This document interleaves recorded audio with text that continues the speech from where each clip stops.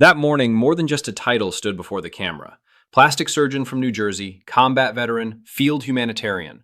Dr. Adam Hamway is running for New Jersey's 12th congressional district, looking to succeed progressive Congresswoman Bonnie Watson Coleman in what has become a fiercely competitive race. If his name rings a bell, it may be because he previously appeared as a guest of Representative Watson Coleman at the State of the Union, a living witness to a reality few American lawmakers have confronted firsthand: the war in Gaza, from inside an operating room.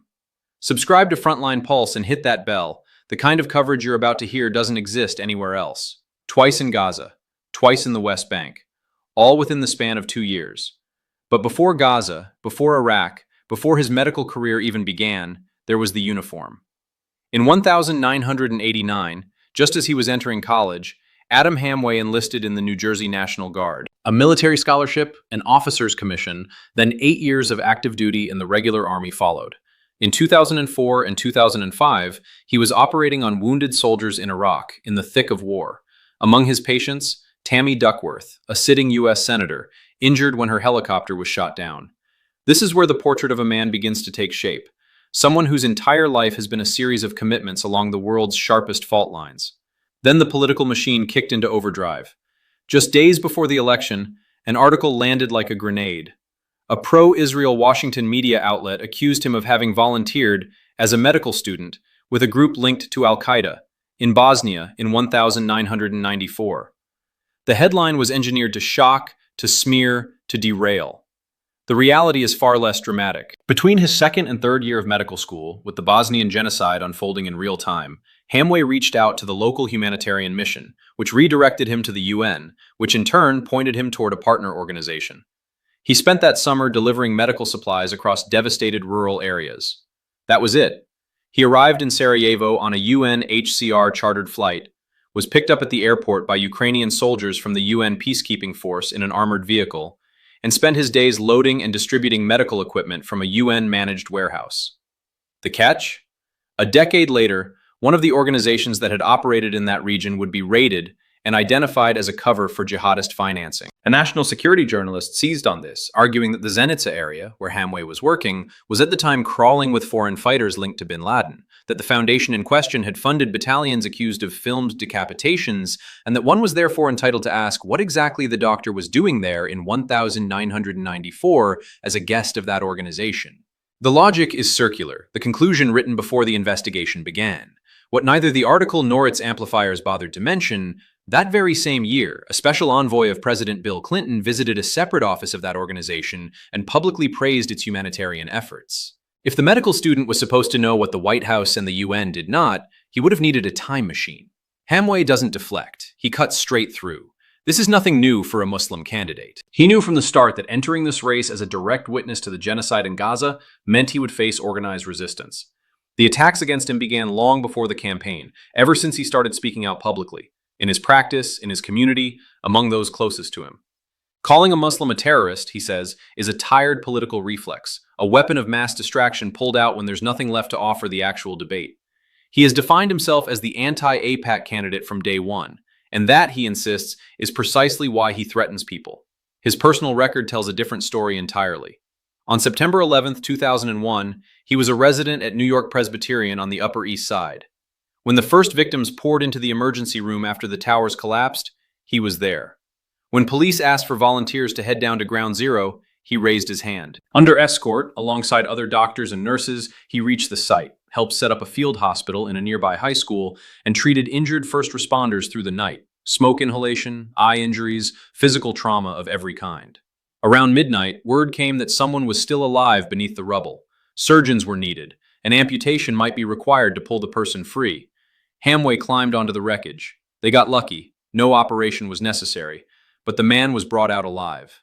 Meanwhile, his wife waited alone in their apartment, unable to move. Phone networks were overwhelmed. The city was in shock, and the wave of Islamophobia sweeping through the streets made going outside genuinely dangerous. She didn't leave the apartment for 2 weeks. He, on that very same day, was accused by one of his physician colleagues of being complicit in the attacks, while he was physically in the process of treating the victims. In the weeks and months that followed, every time he walked through the streets of New York, he faced spitting, slurs, shoves. That trauma, collective grief twisted into targeted hostility, continues to echo through the campaign he is running today. The second line of attack involves Omar Abdel Rahman, the Egyptian cleric known as the Blind Sheikh, convicted in the United States for terrorism-related conspiracy.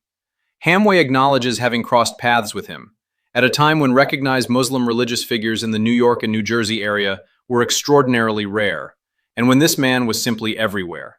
He did testify at the trial, but strictly as a factual witness, summoned solely because he happened to be in a last-minute carpool that included several community members during a specific journey.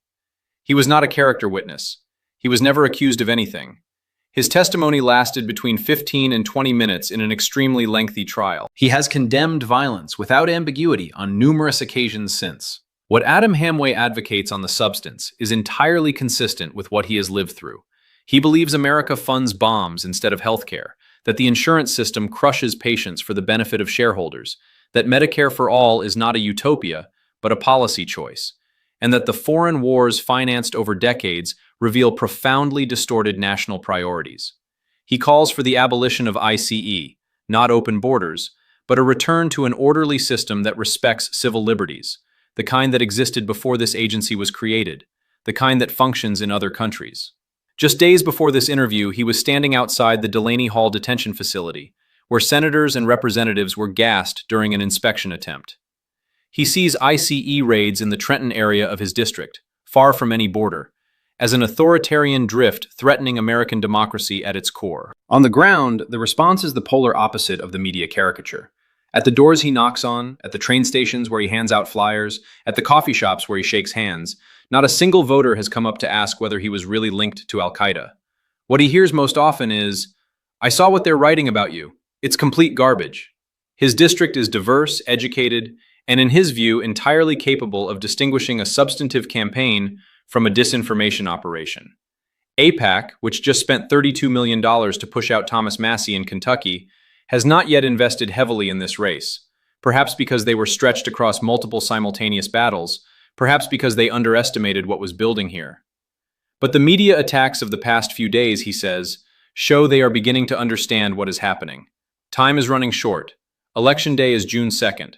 Early voting is open through Sunday. Mail-in ballots, if not yet returned, need to go out now. His campaign platform is available at amawiforoNJ.com. Volunteers are welcome to canvass or phone bank from any state in the country. Frontline Pulse will keep following this race closely because what is at stake here goes far beyond a local primary. If this kind of reporting matters to you, hit the like button, share this video with people who need to see it, and subscribe to Frontline Pulse so you never miss the stories that the mainstream media would rather leave buried, because this is exactly where the real ones live.